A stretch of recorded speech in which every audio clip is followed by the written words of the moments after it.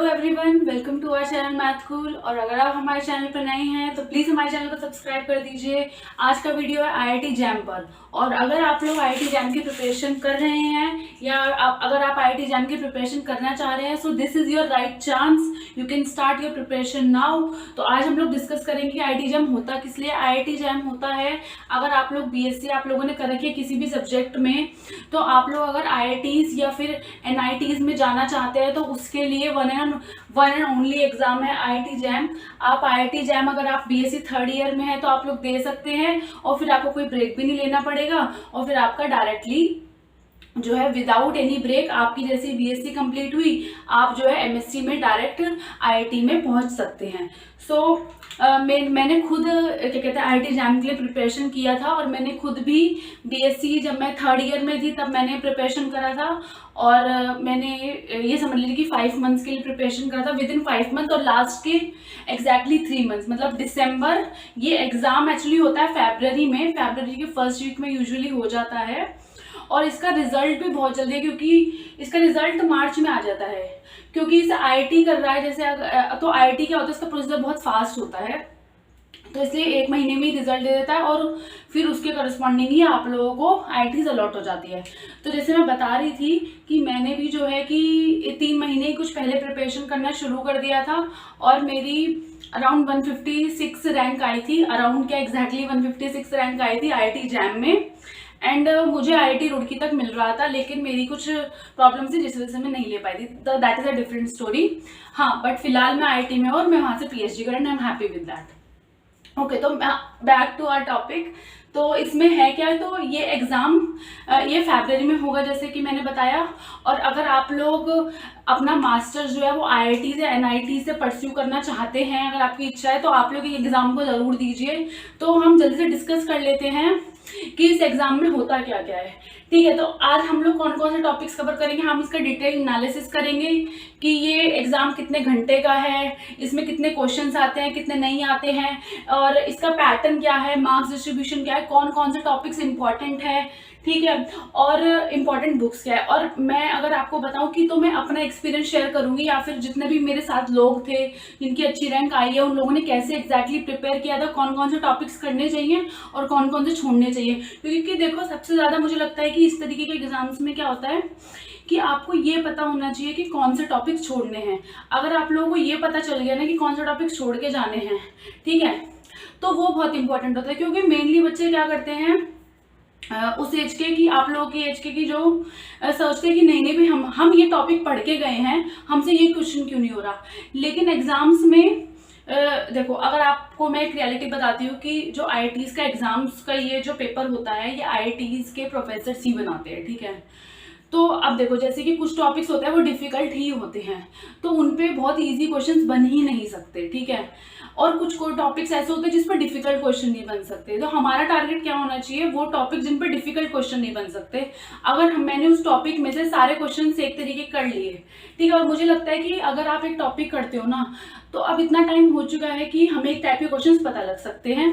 तो इस तरीके से आपको ये पता होना चाहिए कि आपको कौन से टॉपिक्स करने हैं, और सबसे पहली बात कि आपके अच्छे टॉपिक्स कौन है, कौन कौन से, सबसे पहले उन्हें कर लो, या फिर आप सबसे डिफिकल्ट टॉपिक से स्टार्ट कर सकते हो और लास्ट में सबसे इजी कर सकते हो, क्योंकि वो तो आपको आता ही है। So it's up to you. So let's start our session की पहली बात तो ये 3 आवर्स का एग्जाम है, ठीक है। क्योंकि देखो, सबसे पहले ये छोटी छोटी चीजें होती हैं, नेगेटिव मार्किंग, कितने क्वेश्चंस आना कितने नहीं आना, ये पता होना चाहिए, ठीक है। सबसे पहले 3 घंटे का एग्जाम रहेगा, और इसमें कितने क्वेश्चंस आएंगे, 60 क्वेश्चंस आएंगे, ठीक है। अब उन क्वेश्चंस का डिस्ट्रीब्यूशन कैसे होगा, अगर 60 क्वेश्चंस आ रहे हैं, हाँ, तो 60 क्वेश्चंस आ रहे हैं, लेकिन कितने मार्क्स का एग्जाम है, 100 मार्क्स का एग्जाम है। It is a 100 marks exam. तो इसमें 60 क्वेश्चंस होते हैं, तो 60 क्वेश्चंस को इन्होंने 3 सेक्शंस में डिवाइड करा हुआ है, ठीक है। तो पहले सेक्शन में क्या है, एमसीक्यू टाइप। एमसीक्यू का क्या मतलब है कि मल्टीपल चॉइस क्वेश्चन, ठीक है। अब देखो, मल्टीपल चॉइस का क्या मतलब है, मैं आपको बता देती हूँ। इसको ऐसे लिख लो, मल्टीपल चॉइस क्वेश्चन होते हैं इसमें, ठीक है। MCQ means multiple choice question. अब मल्टीपल चॉइस में क्या होगा कि आप लोगों को 4 ऑप्शन दे दिए जाएंगे और उसमें से एक करेक्ट होगा, ठीक है। ये तो था मल्टीपल चॉइस। और एक दूसरा जो होता है उसको उन्होंने specifically multiple select question, MSQ, अब ये क्या होता है, अगर आप देखो MSQ मतलब मल्टीपल सिलेक्ट क्वेश्चन। देखो मल्टीपल सिलेक्ट क्वेश्चन का क्या मतलब है कि ऑब्वियसली बात है कि आपको ऑप्शंस तो 4 ही होंगे, ठीक है, लेकिन ऐसा इसमें ये अब ये नहीं है कि सिर्फ एक ही ऑप्शन करेक्ट होगा। देखो सारे ऑप्शंस भी करेक्ट हो सकते हैं, मतलब एक ऑप्शन, 2 ऑप्शन, 3 ऑप्शन, 4 ऑप्शन, ठीक है। तो इसमें से MSQ में क्या होगा कि चारों ऑप्शन करेक्ट हो सकते हैं, ये एक चीज ध्यान रखना। और एक क्या है NAT का मतलब क्या है, numerical type question, numerical answer question. तो न्यूमेरिकल आंसर MTQ, तो न्यूमेरिकल आंसर क्वेश्चन में ये लोग कर क्या रहे हैं, आपको एक स्टेटमेंट दे देंगे और आपको न्यूमेरिकल वैल्यू, मतलब अब इसमें ऑप्शंस नहीं होंगे, 4 ऑप्शन। जैसे एक क्वेश्चन दे देंगे, फॉर सपोज ये कह देंगे कि find okay tell us where, they will give you a sequence, और वो पूछ लेंगे कि ये किस पॉइंट पे कन्वर्ज करेगी, जैसे लास्ट टाइम भी पूछा गया है, तो ये किस पॉइंट पे कन्वर्ज करेगी।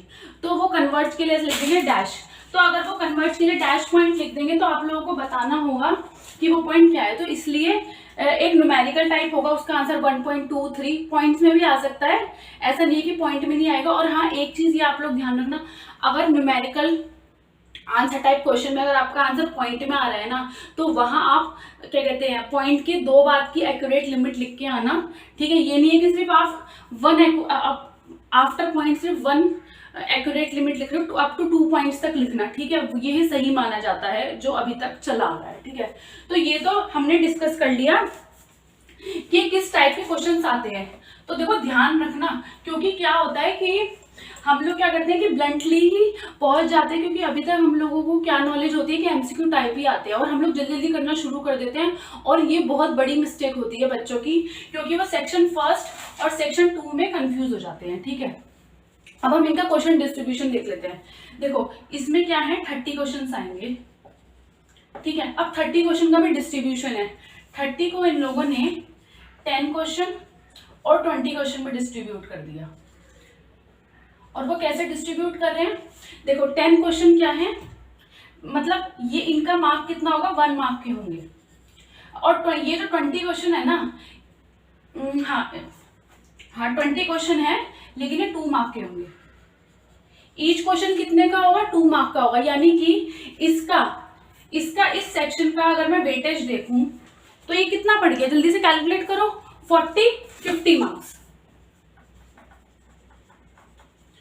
तो मतलब सेक्शन 1 का वेटेज है 50 मार्क्स। तो अब ये तो हो गई सेक्शन 1 की बात, इसको इधर लिख लो ताकि कंफ्यूजन ना। अब सेक्शन 2 की बात करते हैं, जिसमें MCQ मतलब मल्टीपल चॉइस करेक्ट, यानी कि अगर 4 ऑप्शन है तो चारों के चारों भी करेक्ट हो सकते हैं, ठीक है।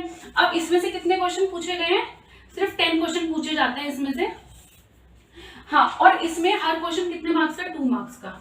तो जल्दी से अगर हम इसकी वेटेज देखें तो इसकी वेटेज कितनी हो गई, इसकी वेटेज हो गई 20 मार्क्स। इस पूरे सेक्शन की कितनी वेटेज हो गई, 20 मार्क्स। अब हम सिमिलरली ये NAQ मतलब न्यूमेरिकल टाइप की बात करें तो आप देखो, अगर क्वेश्चन बचे कितने, 30 यहाँ पे हो गए, 40 यहाँ पे हो गए, यानी कि यहाँ पे कितने क्वेश्चन आएंगे, 20 क्वेश्चन। और ईच क्वेश्चन यहाँ पे कितने मार्क्स का है, 1 मार्क का है। सॉरी, इसमें 20 क्वेश्चन है और 20 क्वेश्चन में से भी डिस्ट्रीब्यूशन है, ठीक है। 10 क्वेश्चन, ये क्वेश्चन 1 मार्क के हैं और ये क्वेश्चन कितने हैं, 2 मार्क के। तो मतलब NAQ में भी 2 टाइप के क्वेश्चन आएंगे, ठीक है। न्यूमेरिकल टाइप में भी एक तो क्या आएगा कि 1 मार्क के क्वेश्चन आएंगे और एक कितना आएंगे, 2 मार्क्स के क्वेश्चन। तो अगर हम यहाँ से कैलकुलेट करें तो 20 + 30, तो ये कितने का मार्क्स का बन गया। तो अगर आप यहाँ पे इसकी वेटेज लिख लो 20 मार्क्स, ठीक है, और ये 50। तो आप ये देखो मतलब सबसे ज्यादा वेटेज का कौन सा है, MCQ। और देखो मैं आपको एक चीज बताऊं, MCQ ज्यादा सिंपल होते हैं, क्यों, क्योंकि उसमें 4 ऑप्शंस हैं, ठीक है तो सिर्फ करेक्ट एक ही सही ना, ठीक है। तो थोड़ा सा डाउट कम रहता है, अगर हम लोगों ने अगर हमें सही पता चल गया तो उस पर टिक मार दो। लेकिन मुझे सबसे ज्यादा जो मेरे को भी फील होता है कि सबसे ज्यादा डिफिकल्ट ये वाला सेक्शन है, क्यों, क्योंकि अगर आपके पास 4 ऑप्शंस है, ठीक है, और अगर फॉर सपोज उसमें से 3 ऑप्शन करेक्ट है, लेकिन आपने सिर्फ 2 ऑप्शंस करेक्ट लगाए तो, और तीसरा आपने छोड़ दिया, तो तब भी आप लोगों का जो है वो मार्क्स क्या कहते हैं, तो आपको मार्क्स नहीं मिलेंगे, ठीक है।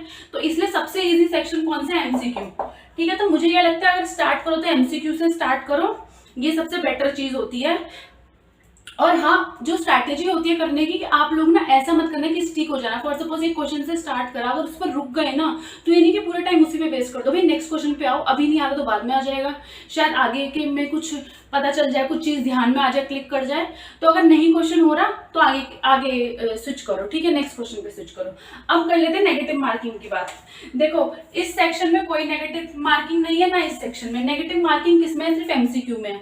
अब देखो भाई, फायदा दे रहे तो कुछ नुकसान भी तो देंगे ही ना। तो एमसीक्यू में क्या है, नेगेटिव मार्किंग। नेगेटिव मार्किंग में बता देती हूँ कि अगर आपका 1 मार्क क्वेश्चन है, ठीक है, अगर आपने 1 मार्क का क्वेश्चन करा, तो मैं नेगेटिव मार्किंग बता रही हूँ यहाँ पे। अगर आपका 1 मार्क वाला क्वेश्चन अगर आपने गलत कर दिया तो आपकी नेगेटिव होगी 1/3। और अगर आपने इसमें से 2 मार्क वाला क्वेश्चन कर दिया, गलत कर दिया, तो आपकी नेगेटिव मार्किंग होगी 2/3। ठीक है, तो इतना समझ में आ गया। चलिए अब हम लोग डिस्कस करते हैं टॉपिक्स पे, कि टॉपिक्स क्या क्या होंगे। अच्छा, बस ये बात ध्यान रखना कि सिर्फ सेक्शन एमसीक्यू में नेगेटिव मार्किंग है, इसमें कोई नेगेटिव मार्किंग नहीं है। अगर इसके न्यूमेरिकल टाइप क्वेश्चन सॉल्व अगर थोड़ा बहुत भी अंदाजा लग रहा है तो लिख के आ जाना, कोई प्रॉब्लम नहीं, क्योंकि मार्क्स तो कटेंगे नहीं। और सिमिलरली इसमें भी, लेकिन ध्यान से ही करना जहां तक है, और टाइम वेस्ट ट्राई करने की कम करो। तो अब बात कर लेते हैं कि टॉपिक वाइज मार्क्स डिस्ट्रीब्यूशन क्या रहेगा, यानी कि आप लोगों को पता चलेगा कि आपको कौन से टॉपिक पे ज्यादा मेहनत करनी है और किस पे ज्यादा कंसंट्रेट करना है। ठीक है, तो स्टार्ट करते हैं लीनियर अलजेब्रा। देखते हैं कि लीनियर अलजेब्रा का कितने मार्क्स आएगा आउट ऑफ 100। तो देखो यूजुअली क्या होता है कि 15 से 18 मार्क्स ना लीनियर अलजेब्रा में से आते हैं। ठीक है, सिमिलरली अगर आप सीक्वेंस एंड सीरीज की बात करो तो 14 से 16, मतलब आप ये देखो कि 15 मार्क्स तो अगर आपने लीनियर अलजेब्रा के टॉपिक्स इतना डिफिकल्ट है भी नहीं आईआईटी एग्जाम के सिलेबस के, और सिमिलरली सीक्वेंस एंड सीरीज के, अगर आप लोगों ने ये कर लिया ना 15 + 14 तो कितने हो गए, ये 29 हो गए। मैं आपको बताऊं, अगर आप लोगों को लग रहा है नहीं कि आईआईटी एग्जाम की कट ऑफ बहुत ज्यादा हाई जाती है, अगर आप लोग 50% कर लेते हो ना तो आपकी बहुत अच्छी रैंक आ जाएगी। 50% ऑफ द पेपर पे आपकी बहुत अच्छी रैंक आ जाएगी। लोग फर्स्ट और सेकंड टॉपिक यानी कि लीनियर अलजेब्रा सीक्वेंस सीरीज को बहुत अच्छे से कर लेते हो तो आपको क्लियर पेपर स्मूथली क्लियर हो जाएगा। फिर आता है ग्रुप थ्योरी। ग्रुप थ्योरी कितना है, 10 to 12 मार्क्स का है, वो हल्का सा कम है। तो आप ये देखो कि जो मेन कवरेज है ना वो इसी का ही है। इक्वेशन अप्लाइड जो बहुत लोगों का अच्छा होता है वो भी 10 से 12 मार्क्स का है। ठीक है, फिर अब हम आते हैं इंटीग्रल कैलकुलस। इंटीग्रल कैलकुलस क्या है, ये भी अप्लाइड ही है, ये भी 10 to 12 मार्क्स का। तो आप ये देखो ग्रुप थ्योरी, डिफरेंशियल इक्वेशन और इंटीग्रल कैलकुलस, ये भी क्या है 10 से 12 मार्क्स में आ ही जाता है। फंक्शन ऑफ वन वेरिएबल, फिर आगे जाके देखो पहले इन 3 का बनता है, फिर इन 3 का बनता है, और फिर इनका 7 से 8 मार्क्स आता है, 2 से 4। मतलब अगर आप देखो, अगर आप इसको लास्ट वाले को अगर छोड़ना भी चाहो तो छोड़ सकते हो, 2 से 4 मार्क्स। ठीक है, नहीं भी आए तो हमें क्या करना, ठीक है आप नहीं कर रहे। फंक्शन ऑफ वन वेरिएबल, इसको मुझे लगता है कि इसमें कुछ ऐसे टॉपिक्स जैसे कंटिन्यूटी, डिफरेंशिएबिलिटी, 3-4 टॉपिक्स कर लेने चाहिए अगर आपको सारे टॉपिक्स नहीं करने तो, क्योंकि अगर 2-3 मार्क्स भी इससे आ गए, क्योंकि बहुत ईजी होते हैं अगर हम रियल एनालिसिस पढ़ते आ रहे हैं शुरू से ही। ठीक है, क्योंकि देखो पीएससी फर्स्ट ईयर में रियल एनालिसिस पढ़ा देते हैं। ठीक है, उसके सेकंड वाले में ही वो क्या करते हैं कि कंटिन्यूटी, डिफरेंशिएबिलिटी पढ़ाते हैं, कंटिन्यूटी निकालना, लिमिट निकालना, तो वो चीजें हम लोगों को थोड़ी बहुत आई जाती है। थोड़ी बहुत प्रैक्टिस कर लो, इधर उधर से सारे क्वेश्चन ट्राई कर लो, तो 1-2 क्वेश्चन तो बन ही जाएंगे इससे। ठीक है, इसलिए मैं कह रही हूँ कि इसको पूरी तरीके से मत छोड़ो, 2-3 क्वेश्चन कर लो। ठीक है, तो ये तो हो गया मार्क्स डिस्ट्रीब्यूशन। अब हम टॉपिक्स देख लेते हैं इस सब्जेक्ट में कि कौन कौन से टॉपिक्स हैं, ताकि आप लोगों को आइडिया हो जाए कि आपको बेसिकली पढ़ना क्या है। टॉपिक है लीनियर अलजेब्रा। तो लीनियर अलजेब्रा में देख लेते हैं, सबसे पहले क्या आएगा, वेक्टर स्पेस एंड सब स्पेस। तो इसमें आप लोग क्या क्या टॉपिक्स कर सकते हो कि वेक्टर स्पेस की डेफिनेशन, कौन कौन से वेक्टर स्पेसेस बनाएंगे, सब स्पेस क्या होता है, और सब स्पेस को अगर कोई हमें स्पेस दे देते हैं और पूछते हैं कि सब स्पेस कैसे है, उसकी एक प्रॉपर्टी होती है कि alpha u plus v if this belongs for all u and v, तो क्या होता है वो एक सब स्पेस बना देता है। ठीक है, फिर क्या आता है basis and dimension. Basis and dimension में आप लोगों को क्या क्या आ जाएगा, लीनियरली इंडिपेंडेंट सेट आ जाएंगे। ठीक है, LILD पढ़ना पड़ेगा। ठीक है, स्पैन पढ़ना पड़ेगा। ठीक है, तो अगर ये दोनों सेट, अगर कोई सेट लीनियरली इंडिपेंडेंट और स्पैन होता है तो वो क्या बनाता है, बेसिस बनाता है। फिर number of elements in the basis, उसे डायमेंशन बोलते हैं। तो पहले तो टॉपिक ये हो गया। फिर आती है linear transformation and linear matrix representation. तो हम हर मैट्रिक को कैसे रिप्रेजेंट कर सकते हैं, as a form of a linear transformation. तो ये हो गया थर्ड। फिर आती है रैंक नलिटी थ्योरम। देखो अब इस पे टिक कर लो। मैं आप लोगों को एक बार बताऊं, रैंक नलिटी थ्योरम में से हर बार एक क्वेश्चन आता ही आता है, वो घुमा फिरा के कुछ ना कुछ करके पूछते ही पूछते हैं, ठीक है। फिर आता है मैट्रिसेस एंड देयर प्रॉपर्टीज। देखो मैट्रिसेस एंड देयर प्रॉपर्टीज में क्या होता है कि अगर वो लोग डायरेक्टली नहीं पूछते ना, तो वो लोग इनडायरेक्टली पूछ लेंगे। जैसे मैट्रिसेस में आप लोगों को सारी टाइप की मैट्रिसेस पता होनी चाहिए, involuntary matrices, idempotent matrices, orthogonal matrices, unitary matrices, symmetric matrices. अब देखो सिमेट्रिक मैट्रिसेस की बात चले तो लास्ट ईयर एक क्वेश्चन आया था और मैंने उसका क्या कहते हैं पूरा सॉल्यूशन भी कराया, तो अगर आप लोग इंटरेस्टेड हो जाके देख लेना, ठीक है। Matrices and their properties, eigen values and eigen vector, देखो इस पर टिक कर लो। आइगन वैल्यूज और आइगन वेक्टर से भी क्वेश्चन आता ही आता है, लास्ट ईयर भी आया था, है, ठीक है। एक ये हो गया सिस्टम ऑफ लीनियर इक्वेशन। देखो सिस्टम ऑफ लीनियर इक्वेशन में से हाँ कभी कभी आ जाता है, ठीक है। अगर आप लोग ये सारे टॉपिक्स कवर करके जा रहे हो और ये लग रहा है कि हाँ तो एक चांस है कि इसको छोड़ सकते हो, लेकिन अगर हाँ टाइम है, क्वेश्चन इजी होते हैं, इसमें से यूनिक सॉल्यूशंस पूछ लेते हैं, इनफाइनाइट सॉल्यूशन निकलवा के पूछ लेते हैं, या फिर कुछ इंटरकनेक्टेड ही कुछ पूछ लेते हैं। तो ये तो हो गया हमारा लीनियर अलजेब्रा कवर। और लीनियर अलजेब्रा कितने मार्क्स का आ रहा था? 15 टू, एक मिनट मेरे को एग्जैक्टली देखना है भाई, मैं गलत नहीं लिखना चाह रही, 15 टू 18 मार्क्स, ठीक है। तो मुझे लगता है कि अगर 15 मार्क्स इससे आ रहे हैं ना तो it's worth it to do it. Linear algebra में से एक और टॉपिक बच गया है, वो है कैले हैमिल्टन थ्योरम, ठीक है। तो ये भी क्या है, आइगन वैल्यूज और आइगन वेक्टर्स के बाद आती है। और कभी कभी तो अगर कोई ऐसा प्रोफेसर बैठ गया है कि जो हाँ जैसे सिंपल पेपर बनाना है, वो कैले हैमिल्टन थ्योरम से रिलेटेड उसकी स्टेटमेंट भी पूछ सकता है, जैसे कि जो पॉलिनोमियल की इक्वेशन अगर कोई मैट्रिक्स के कॉरेस्पॉन्डिंग है तो it satisfies this characteristics polynomial, ठीक है। तो ये हो गई कैले हैमिल्टन। अब देखते हैं रियल एनालिसिस। तो ठीक है, रियल एनालिसिस में क्या होता है, रियल एनालिसिस किस दो सेक्शन से डिवाइड है। तो सबसे पहले तो सीक्वेंस और फिर है सीरीज। तो सीक्वेंस में क्या होता है, सबसे पहले तो देखो टाइप ऑफ सीक्वेंस होगी, मोनोटोनिक सीक्वेंस। मोनोटोनिक सीक्वेंस में क्या आ जाएगा, इंक्रीजिंग सीक्वेंस और डिक्रीजिंग सीक्वेंस, ठीक है। फिर हम बात करते हैं लिमिट पॉइंट्स की, limit points of a sequence, ठीक है। ये तो हो गए लिमिट पॉइंट ऑफ सीक्वेंस। फिर क्या आएगा, लिमिट क्या होती है। तो अगर हमें लिमिट पता चल जाती है तो हमें पता है कि कन्वर्जेंस ऑफ सीक्वेंस। अब देखो कन्वर्जेंस की जब मैं बात करूँ तो यहाँ पे मैं डाइवर्जेंस ऑफ अ सीक्वेंस भी बात करूंगी, मतलब वो पूछ सकते हैं कि कोई सीक्वेंस कन्वर्ज कर रही है कि नहीं कर रही है, और उस तरीके से ये सब सीक्वेंस से भी क्वेश्चन बना सकते हैं, और क्वेश्चन बने भी हुए हैं। मोनोटोनिक सीक्वेंस से लास्ट ईयर क्वेश्चन आया है, आप लोग जाके देख सकते हैं, ठीक है। और सीरीज से अब फिर आता है सीरीज। तो देखो सीरीज में अगर आपको सबसे पहले पता हो कि सबसे पहले तो सीरीज होती क्या है कि, और उसके सारे टेस्ट करने पड़ते हैं कि कब एक सीरीज कन्वर्ज कर रही है, ठीक है। तो टेस्ट के थ्रू तो आप कन्वर्जेंस की बात बता सकते हो, लेकिन देखो कुछ नॉन सीरीज होती है, जैसे समीशन 1/n², ये π² पे कन्वर्ज करती है। या फिर एक सीरीज ले लो समीशन -1/n/n, ये शायद लॉग, ये भी किसी पे कन्वर्ट करते हैं, मुझे भी ध्यान नहीं आ रहा एग्जैक्टली, ठीक है। अगर आप लोगों को ध्यान है तो कमेंट बॉक्स में कमेंट करके बताओ कि क्या है summation -1/n/n from n going from 1 to infinity, इस ये सीरीज किस पे कन्वर्ट करेगी, ठीक है। फिर आता है कि देखो यही हो गया। फिर लेबनिज टेस्ट, जैसे अभी जो मैंने सीरीज की बात करी वो हम किससे प्रूव करते हैं, लेबनिज टेस्ट के थ्रू ही प्रूव करते हैं। तो लेबनिज टेस्ट के बारे में। फिर आता है एब्सोल्युटली कन्वर्जेंट और कंडीशनली कन्वर्जेंट। तो इस ये रियल एनालिसिस में से ये टॉपिक्स कवर करेंगे। हाँ रियल एनालिसिस में वो भी आता है, क्या कहते हैं, फंक्शन ऑफ वन वेरिएबल, वो मैं भी बताऊंगी। इसके बाद मैं भी ग्रुप थ्योरी का बताती हूँ। ग्रुप थ्योरी का देख लेते हैं जल्दी से कि इसमें कौन कौन से टॉपिक्स आते हैं। तो ग्रुप थ्योरी क्या है कि देखो अगर हम स्टार्ट करते हैं ग्रुप थ्योरी को तो वो स्टार्ट तो होती है ग्रुप से ही, तो ठीक है। तो ग्रुप्स और सब ग्रुप्स, तो ग्रुप्स की अगर हम जैसी बात करते हैं तो उसमें क्या क्या टॉपिक्स आ सकते हैं कि number of elements of a particular order पूछ लिया, ठीक है। कोई भी पर्टिकुलर ऑर्डर, फॉर सपोज कि Zn है, Zn में पूछ लिया कि number of elements of order k कितने होंगे कि नहीं होंगे, ये भी हो सकता है, ठीक है। फिर क्या रहा है साइक्लिक ग्रुप्स। तो साइक्लिक ग्रुप्स तो देखो हम सबको पता है इंपॉर्टेंट है, एंड इट्स जनरेटर। और मैं आप लोगों को ये बता दूं कि ये बहुत इंपॉर्टेंट है। और अगर आप लोगों को साइक्लिक ग्रुप्स के बारे में कुछ भी पता करना है तो आप लोग, मैंने स्पेशली ग्रुप थ्योरी के ऊपर एक प्लेलिस्ट बना रखी है, और मैं आप लोगों को ये मतलब बोल सकती हूँ कि अगर साइक्लिक ग्रुप और जनरेटर में से ठीक है क्वेश्चन आता है, और अगर आप लोग मेरी वीडियोस देखते हो तो आपका कोई भी क्वेश्चन साइक्लिक ग्रुप्स का नहीं छूटेगा, that is my guarantee, okay. और फिर आता है नॉर्मल सब ग्रुप्स और क्वेश्चन ग्रुप्स, ठीक है। अब होते हैं डिफरेंट टाइप ऑफ ग्रुप। देखो डिफरेंट टाइप ऑफ ग्रुप में हम लोग बात करें अबेलियन और नॉन अबेलियन में।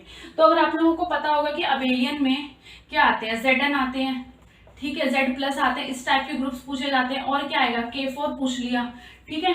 तो ये ग्रुप पूछे जाएंगे, ये हो गया क्लेंस ग्रुप, इस तरीके के ग्रुप पूछे जाएंगे। और इसमें से नॉन अबेलियन में से अगर आप लोगों को पता हो, जैसे मैंने परमुटेशन ग्रुप जो है, ठीक है। एसएन बहुत ज़्यादा डिटेल्ड में कराया, बहुत ही ज़्यादा। और अगर आप लोगों ने वो कर लिया ना, और मैंने साथ साथ तुम्हें क्वेश्चन भी कराए हैं, अगर आप लोगों ने वो कर लिया तो आपको कोई भी क्वेश्चन नहीं छूटेगा। और मैंने इवन जो लास्ट ईयर 2022 में एक क्वेश्चन आया है S5 के एलिमेंट्स के ऊपर, मैंने उसके ऊपर एक डिटेल्ड उसका सॉल्यूशन वीडियो बनाई है, वो भी आप लोग जाके चेक कर सकते हो। परम्यूटेशन ग्रुप है, जैसे क्वार्टरनियन ग्रुप है, क्वार्टरनियन ग्रुप के अभी मेरे लेक्चर आने वाले हैं। इस टाइप के ग्रुप देखो mainly SN Q8 up to order, अगर मैं आप लोगों को बात करूं अप टू ऑर्डर 10 तक पूछे जाते हैं, 11 तक। देखो 11 तो क्या है, प्राइम है, तो आइसोमॉर्फिक टू Z11 है, ठीक है। अगर आप लोगों को आइसोमॉर्फिक टर्म अलग लग रही हो तो अभी मेरा रिसेंट वीडियो जाके देख लो, ठीक है। फिर बात आती है होमोमॉर्फिज्म्स की। तो होमोमॉर्फिज्म में सबसे पहले क्या आएगा, डेफिनेशन ऑफ होमोमॉर्फिज्म दे देंगी, कोई मैप होमोमॉर्फिक है कि नहीं। उसमें क्या आएगा, कर्नल पूछ सकते हैं और counting of number of homomorphism. तो ये सारे टॉपिक आप देखो, और ये कितने हैं, 12 से 15 मार्क्स के हैं, सॉरी 10 से 12 मार्क्स के हैं, ठीक है, ये आप ध्यान रखना। और रियल एनालिसिस का कितने का था, वो था 14 to 16 मार्क्स का, और लीनियर अलजेब्रा था 15 से 18 मार्क्स का। ये चीजें ध्यान रखनी बहुत इंपॉर्टेंट है। डिफरेंशियल इक्वेशन, तो डिफरेंशियल इक्वेशन स्टार्ट किससे होती है, first order first degree differential equation, उसकी डेफिनेशन और ऑर्डर और डिग्री भी पूछी जा सकती है अगर सिंपल क्वेश्चंस आते हैं तो। फिर होता है होमोजेनियस डिफरेंशियल इक्वेशन, फिर होती है वेरिएबल सेपरेशन, कि अगर वेरिएबल सेपरेशन कैसे कर सकते हैं, वो वाला मेथड। और फिर होता है लीनियर डिफरेंशियल इक्वेशन, ठीक है। एक नॉन लीनियर आप लोगों के केस में नहीं है, लीनियर है सिर्फ। तो लीनियर डिफरेंशियल इक्वेशन होती है, लेकिन reducible to linear differential equation होती है, कि आपको एक नॉन लीनियर दे दी और आपको उसको किस में कन्वर्ट करना है, रिड्यूसिबल लीनियर डिफरेंशियल इक्वेशन में। फिर आती है एग्जैक्ट। देखो एग्जैक्ट एक बहुत इंपॉर्टेंट टॉपिक है, ठीक है। और उसको कुछ ऐसा आ सकता है कि अगर कोई इक्वेशन एग्जैक्ट है तब तो ठीक है, लेकिन अगर आप उसको रिड्यूस भी कर सकते हो एग्जैक्ट डिफरेंशियल इक्वेशन में। और रिड्यूस करने के एक मेथड है इंटीग्रेटिंग फैक्टर फाइंड आउट करना और उसे डिवाइड करना। तो इंटीग्रेटिंग फैक्टर भी पूछ सकते हैं। फॉर सपोज 4 ऑप्शन दे दी और कह दी कि क्या इसका इंटीग्रेटिंग फैक्टर ये है, तो अगर ये सेकंड सेक्शन में आ गया, ठीक है, तो ये भी हो सकता है कि आपको 4 ऑप्शंस भी चेक करने पड़े। तो इस तरीके से क्वेश्चंस आ सकते हैं। फिर ऑर्थोगोनल ट्राइजेक्टरी, ये भी एक इंपॉर्टेंट क्वेश्चन है। फिर है higher order differential equation with constant coefficient and variable coefficient. मतलब कि अभी तो देखो हमने यहाँ पे फर्स्ट ऑर्डर की बात करी, तो हायर ऑर्डर मतलब 2 ऑर्डर 3 ऑर्डर इस तरीके से भी आ सकता है। और उसके जो कोएफिशिएंट्स होंगे वो कांस्टेंट भी हो सकते हैं या फिर वेरिएबल भी हो सकता है। फिर है रंग चेन। देखो रंग चेन भी है क्या है, बहुत इंपॉर्टेंट टॉपिक और इजी टॉपिक है।